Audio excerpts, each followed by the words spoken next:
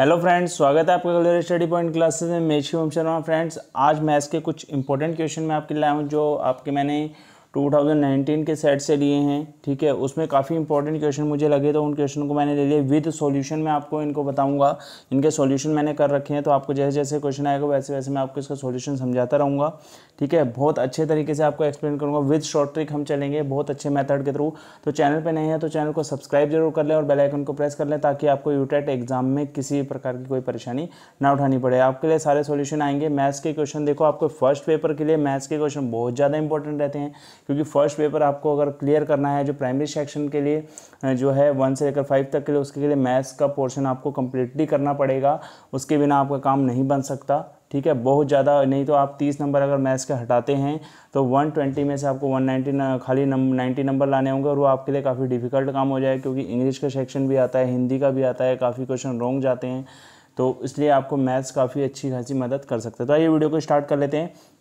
तो आप वीडियो को जितना शेयर कर सकते हैं उतना शेयर कीजिए। मैं वीडियो को स्टार्ट कर लेते हैं और फिर मैं आपको शॉर्ट ट्रिक बताऊंगा और शॉर्ट ट्रिक के थ्रू आप इन क्वेश्चनों को सोल्व करें। पहले सबसे पहले क्वेश्चन को समझ लें कि क्वेश्चन में कहना क्या जा रहा है। देखो 4/9 यानी 4/9 यानी 10/21 यानी 10/21 20/63 यानी 20/63 का महत्तम समावर्तक यानी इंग्लिश में देखेंगे तो इसे बोलेंगे HCF।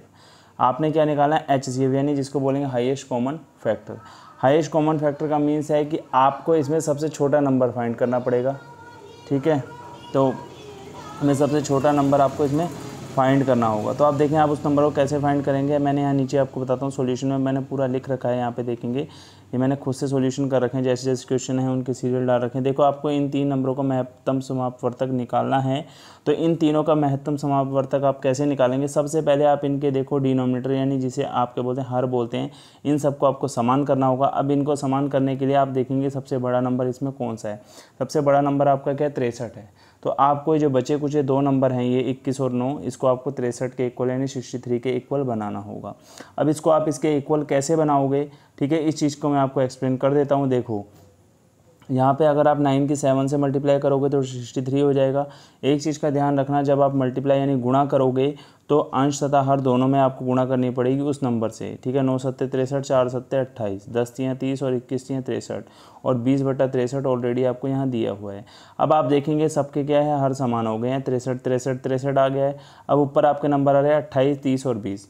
28 30 और 20 का सिर्फ एक ही कॉमन फैक्टर होता है, वो होगा आपका 2, और आपस में एक खुद नंबर होंगे और एक 1 तो सभी का कॉमन फैक्टर होता है, उसमें कोई सोचने समझने वाली बात नहीं है। अगर किसी नंबर का HCF अगर नहीं आ रहा है तो उसका HCF सीधे 1 हो जाता है, ये आप जानते हैं। नहीं भी जानते तो मैंने आपको बता दिया है। तो आप इन तीनों का जो कॉमन फैक्टर निकालेंगे आपका 2 आएगा, तो इसका आंसर आपका हो जाएगा 2/63। ये ऑप्शन जहाँ पे भी है उसको आप टिक कर लेंगे। ठीक है, आगे देखेंगे थर्ड सेकंड क्वेश्चन जो मैं पढ़ रहा हूँ। मैंने देखो क्वेश्चन जो इंपॉर्टेंट क्वेश्चन है उन्हीं को लिया है, सारे क्वेश्चन मैंने नहीं लिए हैं। ठीक है, 2 संख्याएं 1:2 के अनुपात में हैं। यदि प्रत्येक में 7 जोड़ा जाए तो अंक अनुपात 3/5 हो जाता है। तो सबसे बड़ी संख्या आपको बतानी है। देखो 4 ऑप्शन है, 28 20 24 और 32। इनमें से बड़ी संख्या बतानी है, तो कौन सी वो अनुपात होगा जिसमें बड़ी संख्या हमारी आ जाएगी। अब देखते हैं क्वेश्चन को, यहाँ समझ लेते हैं कैसे करना है। सॉल्यूशन आपके सामने ही है, देखेंगे यहाँ पे कैसे करना है। देखो मान लो कोई संख्या आपने x ले ली, संख्या को आपने x माना, इसका अनुपात 1:2 दिया था आपको। तो पहले वाले को 1x मान लेंगे, दूसरे को 2x मान लेंगे, जैसा मैंने माना है। अब इनको अनुपात में जब दिया है तो एक संख्या को दूसरे को बट्टे में लेना पड़ेगा।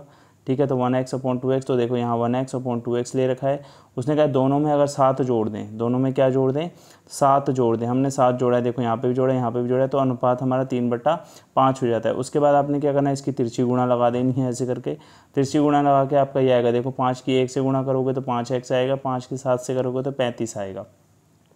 उसके बाद 3 की जब 2 से करोगे तो 6 आएगा, और 3 सत्ते आपका कितना हो जाएगा? 21 हो जाएगा। ठीक है, इसको आप देख सकते हैं, 3 सत्ते आपका कितना हो जाएगा? 21 हो जाएगा।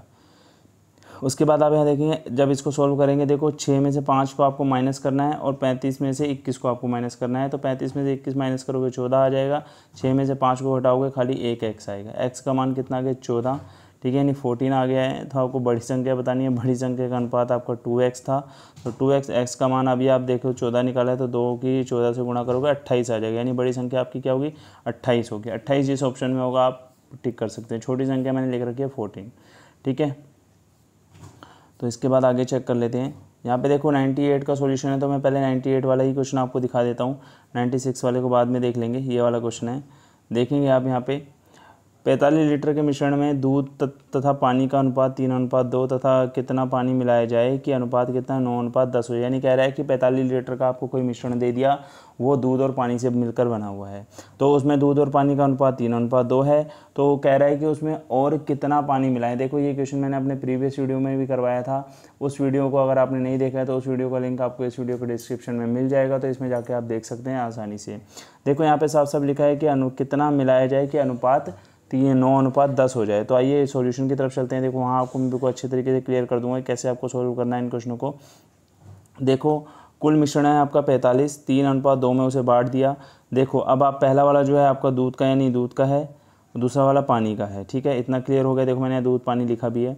तो दूध का जो मिश्रण है देखो 3/5 क्यों, मैंने पिछले वीडियो में बताया था कि इन दोनों के अनुपात को आप पहले जोड़ लेंगे, फिर उसके बाद जिसका निकालना है उसके बट्टे में टोटल को रख के गुणा जो आपको मिश्रण का पूरा वैल्यू दिया हुआ उसको रखेंगे। तो दूध का निकालना है 3/5 क्योंकि 3 अनुपात जो है दूध का है, 2 किसका है पानी का।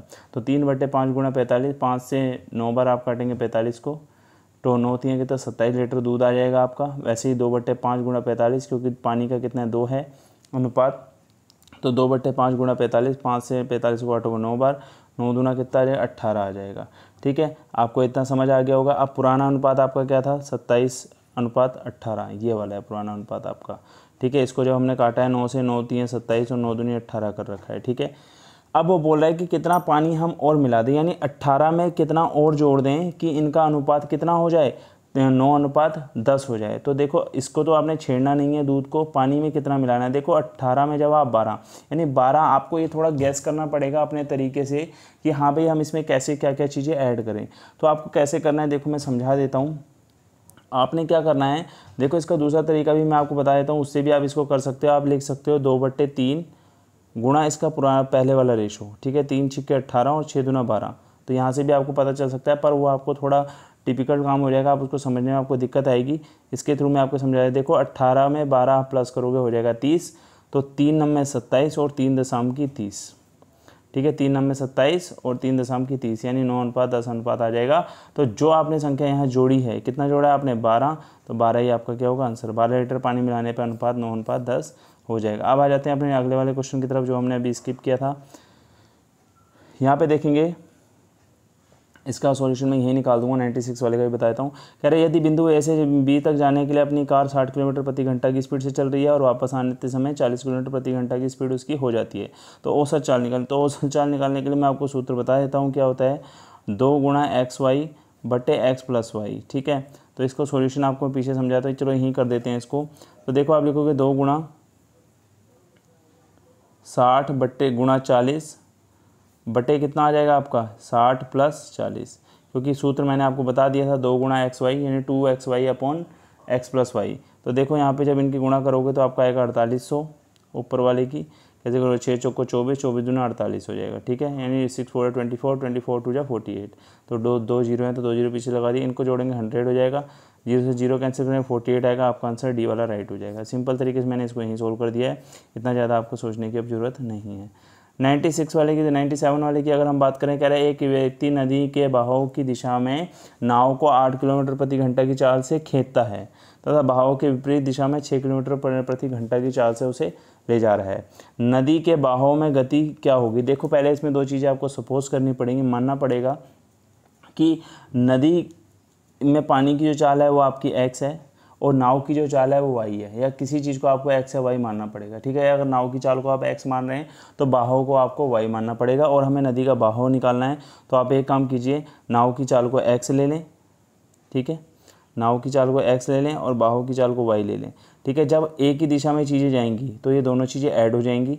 जब एक दूसरे के विपरीत चलेंगे, यानी एक का मुंह इस तरफ और एक का मुंह इस तरफ रहेगा, तो ये दोनों चीज़ें क्या हो जाएंगी आपस में माइनस हो जाएंगी, क्योंकि अपोजिट फोर्स लगेगा, यानी अपोजिट काम करेंगे। मान लो कि अगर आप किसी के विपरीत जा रहे हो तो आपको दुगनी जान लगानी पड़ेगी, तो आपकी और उसकी पावर दोनों का आपस में कैंसिल करना पड़ेगा, तभी आप उसको पार करके आगे जा सकते हैं। तो इसलिए x माइनस वाई हो जाएगा। इस चीज़ का आपको मैंने पहले बता दिया। अब ले चलता हूँ मैं आपको सोल्यूशन की तरफ। तो सोल्यूशन आप यहाँ देखेंगे, यहाँ पे क्या देखो पहले वाले को x प्लस वाई हमने ऐड कर लिया है, दूसरे वाले को x माइनस वाई हमने यहाँ ऐड कर लिया है, ठीक है। x plus y equal to 8 आ जाएगा और x माइनस वाई बराबर आपका क्या 6 आ जाएगा। अब इन दो समीकरणों को यानी जो इक्वेशन आपको दी है इनको आपको सॉल्व करना है बिल्कुल अच्छे तरीके से। देखो मैंने पिछले वीडियो में प्रीवियस वीडियो में भी इस तरीके का कोई क्वेश्चन आया था तो उसको मैंने वहाँ सॉल्व करा था। जब आपको क्या हो अपोजिट साइन दिखें तो आप समीकरण को सीधे जोड़ देंगे। तो मैंने यहाँ जोड़ा है, देखो x जुड़ेगा 2x हो जाएगा, 8 और 6 जोड़ेगा 14 हो जाएगा। x वाई आप y से y आपस में कैंसिल, क्यों? क्योंकि इनके विपरीत निशान है, ठीक है। जोड़ने पे जो विपरीत निशान वाले होते हैं उनके साइन वही रहते हैं और वो आपस में कैंसिल आउट हो जाते हैं। तो x का मान आपका यहाँ कितना आ गया 7 आ गया है, ठीक है। वीडियो में जल्दी जल्दी इसलिए बोलना पड़ रहा है, वीडियो ज़्यादा लंबा ना हो, ठीक है, इसलिए जल्दी जल्दी क्वेश्चन को कंप्लीट करेंगे ताकि एग्जाम भी आपका निकट है तो उसमें आपको ज़्यादा हेल्प मिलेगी। x का मान क्या करना है समीकरण 1 में, किसी भी समीकरण में आप रख सकते हैं, मैंने समीकरण 1 में ही रखा है। तो x की जगह 7 रखेंगे, y वैसे का वैसे रहेगा, 8 ही रहेगा। y बराबर जब 7 को आप इस तरफ प्लेस करेंगे तो 8 में से 7 घटेगा तो कितना 1, तो आपकी स्पीड कितनी हो, जो पानी का बहाव होगा वो 1 किलोमीटर प्रति घंटा होगा, ठीक है। नेक्स्ट क्वेश्चन की तरफ हम चलते हैं। ये 45 लीटर मिश्रण वाला मैं आपको समझा चुका हूँ पहले ही। उसके बाद आ जाते हैं औसत चाल वाला, ये भी क्लियर हो चुका है। देखो इसका सॉल्यूशन यहाँ आया है वो काफ़ी देर बाद। अब ये वाले क्वेश्चन की बात करें, बहुत ही अच्छा और बहुत ही सुंदर क्वेश्चन है।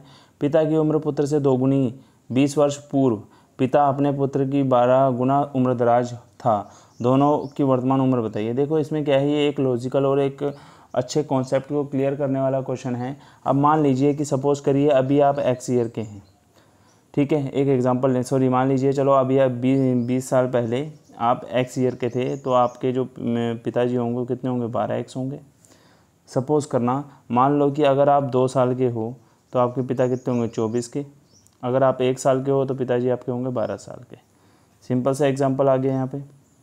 अगर आप 1 साल के हो पिताजी आपके कितने होंगे 12 साल के, अगर आप 2 साल के हो तो आप कितने के होंगे 24 साल के, पिताजी आपके थे 24 साल, क्योंकि साफ साफ बोला है 12 गुना, ठीक है। 12 गुना मतलब अगर आप x के हैं तो पिताजी 12 के हो गए, 12x हो गया, और अगर आप 2 के हैं तो पिताजी 24 साल के। तो अब आप सपोज़ करिए अगर आप यहाँ x का मान 2 रखते हैं तो ये 24 आ रहा है 20 साल बाद। अब ये 20 साल पहले की एज है, अब 20 साल उसमें जोड़ेंगे भी तो सही। अब 20 साल अगर आप 2 में जोड़ेंगे तो 2 में 20 आप जोड़ेंगे तो 22 हो जाएगा।